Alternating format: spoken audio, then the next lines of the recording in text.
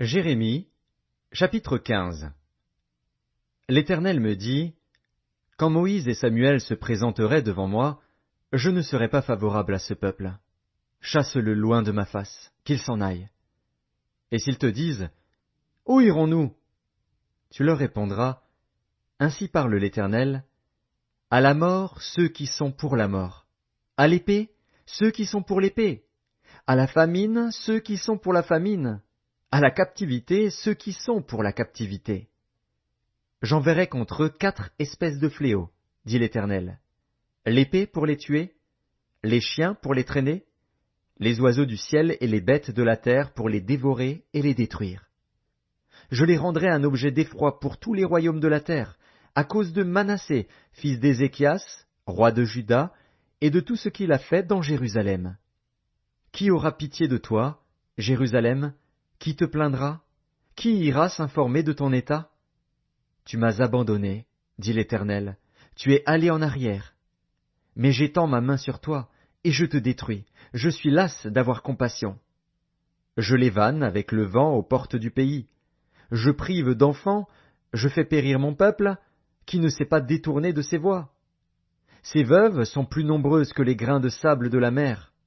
J'amène sur eux, sur la mer du jeune homme, le dévastateur en plein midi. Je fais soudain tomber sur elle l'angoisse et la terreur. Celle qui avait enfanté 7 fils est désolée, elle rend l'âme. Son soleil se couche quand il est encore jour. Elle est confuse, couverte de honte.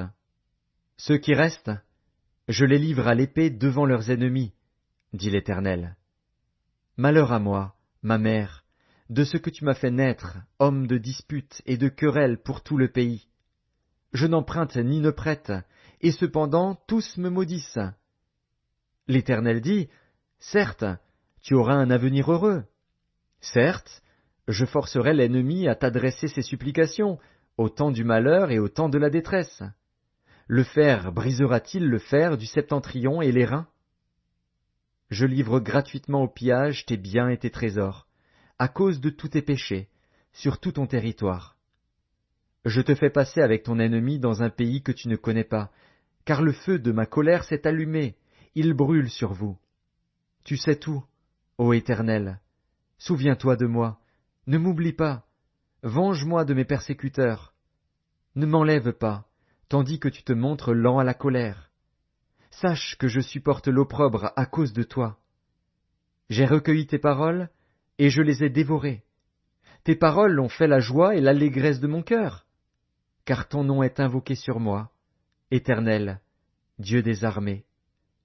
Je ne me suis point assis dans l'assemblée des moqueurs, afin de m'y réjouir, mais à cause de ta puissance, je me suis assis solitaire, car tu me remplissais de fureur.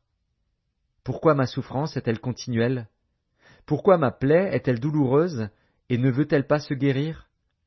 Serais-tu pour moi comme une source trompeuse, comme une eau dont on n'est pas sûr? C'est pourquoi ainsi parle l'Éternel, si tu te rattaches à moi, je te répondrai, et tu te tiendras devant moi. Si tu sépares ce qui est précieux de ce qui est vil, tu seras comme ma bouche. C'est à eux de revenir à toi, mais ce n'est pas à toi de retourner vers eux. Je te rendrai pour ce peuple comme une forte muraille d'airain.